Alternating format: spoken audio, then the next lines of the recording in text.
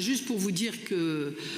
on l'avait un peu dit au moment du Rhum, mais on est vraiment dans une année charnière. Et parce que malgré l'augmentation de 10 millions de l'énergie, par exemple, l'augmentation de la masse salariale pour de bonnes raisons, comme l'augmentation du point d'indice, par exemple, ou la déprécarisation que nous avons mis en place, malgré cela, et malgré des aides qui ne sont plus là, et une fiscalité qui n'est pas dynamique, quand on voit que la taxe d'habitation ne suit pas, contrairement à ce qui vous avait été annoncé, ce qu'elle aurait dû être si on l'a recalculé année après année. Malgré cela, cette année, vous allez le voir, nous continuons à avoir un niveau d'investissement qui permet de continuer à pratiquer et à mettre en place le projet pour lequel nous avons été élus par les Lillois. Je voudrais quand même dire que j'ai été extrêmement suffoquée d'entendre hier la ministre chargée des territoires expliquer qu'aujourd'hui il y a un problème en France, c'est que les collectivités n'investissent pas. Nous n'avons pas, nous, des milliards d'euros de déficit. Nous devons être chaque année à l'équilibre.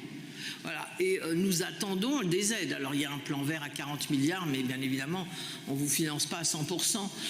tout ce que vous avez à réaliser. Nous essayons à chaque fois d'obtenir les aides que nous l'on peut. Mais je pense qu'il faut quand même que, de même que certains ne se rendent pas compte de ce qui se passe dans la rue aujourd'hui, il faut aussi que le gouvernement se rende compte que les collectivités locales aujourd'hui, et quand je vois ce que font beaucoup de nos collègues, en augmentant la taxe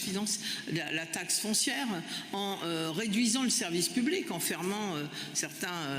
éléments de culture ou autres, qu'ils se rendent compte aujourd'hui que les collectivités locales, elles ne pourront pas aller plus loin. Et on l'a dit déjà, et on le redira peut-être Audrey tout à l'heure, si ça continue comme ça, c'est-à-dire si on continue à avoir une inflation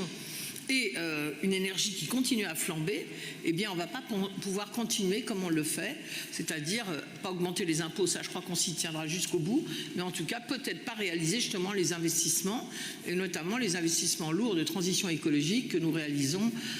sur la voirie, dans les écoles et un peu partout. Voilà, je le dis parce que nous donner des leçons, c'est bien, regarder la réalité de ce que nous vivons. D'ailleurs, la plupart des associations d'élus ont répondu oui d'accord, vous êtes bien gentils, mais commencez par nous aider et nous accompagner financièrement, parce que c'est vrai qu'aujourd'hui la croissance et la transition écologique, sans compter les actions de solidarité, mais ça c'est du fonctionnement, mais la croissance et la transition écologique, elle va d'abord s'appuyer sur les investissements des collectivités locales, dont je rappelle qu'elles font 75% des investissements publics.